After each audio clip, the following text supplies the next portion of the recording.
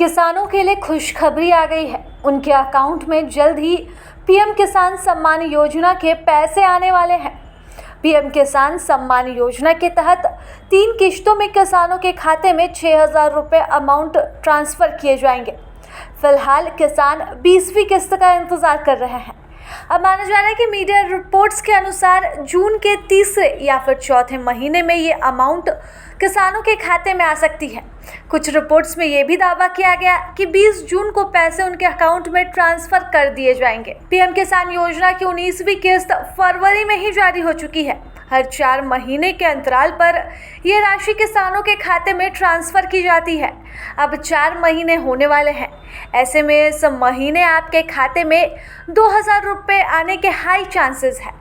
माना जा रहा है कि 20वीं किश्त जून के तीसरे या फिर चौथे हफ्ते में किसानों के खाते में ट्रांसफ़र हो सकती है। हालांकि सरकार की ओर से अब तक किसी भी आधिकारिक तारीख की घोषणा नहीं की गई है।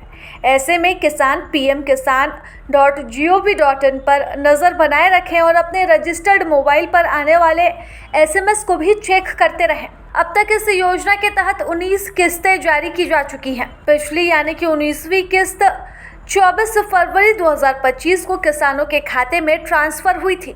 हर बार की तरह इस बार भी किस्त 2,000 की होगी। योजना के तहत हर साल 6,000 रुपये 3 किस्तों में अप्रैल, जुलाई, अगस्त, नवंबर और फिर दिसंबर, मार्च के बीच में किसानों के खाते में जारी किए जाते हैं। इस हिसाब से पीएम किसान योजना की 20वीं किस्त जून 2025 में आना तय माना जा रहा है, क्योंकि पिछली 3 किश्तें भी 4-4 महीने के अंतराल पर आ गई थी। जून 2024 में 17वीं किश्त, अक्टूबर 2024 में 18वीं किश्त, फरवरी 2025 में 19वीं किस्त जारी कर दी गई थी। सरकार की ओर से ये योजना किसानों की आमदनी बढ़ाने के लिए है, लेकिन इसका फ़ायदा तभी मिलेगा जब तक यह प्रक्रिया समय पर पूरी ना हो जाए। अगर आपने अब तक eKYC रजिस्ट्रेशन या फिर डिटेल अपडेट नहीं की है तो तुरंत इसे पूरा कर ले, नहीं तो 20वीं किस्त से आपको हाथ धोना पड़ सकता है। अगर आपने अभी तक eKYC नहीं करवाई है तो आपकी 20वीं किस्त अटक सकती है। पीएम किसान योजना में रजिस्टर्ड हर किसान के लिए eKYC करवाना ज़रूरी है। इसके लिए आप ऑनलाइन OTP के जरिए भी प्रक्रिया पूरी कर सकते हैं या फिर नज़दीकी CSC सेंटर जाकर बायोमेट्रिक KYC भी करवा सकते हैं। eKYC अधूरी या गलत होने पर भी 20वीं किस्त से आप वंचित रह सकते हैं।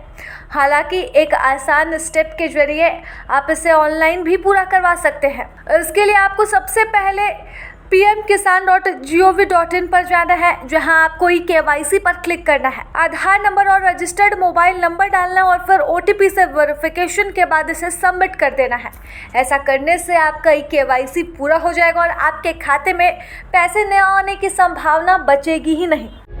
प्रभातखबर.com, विश्वास वही, रफ्तार नहीं।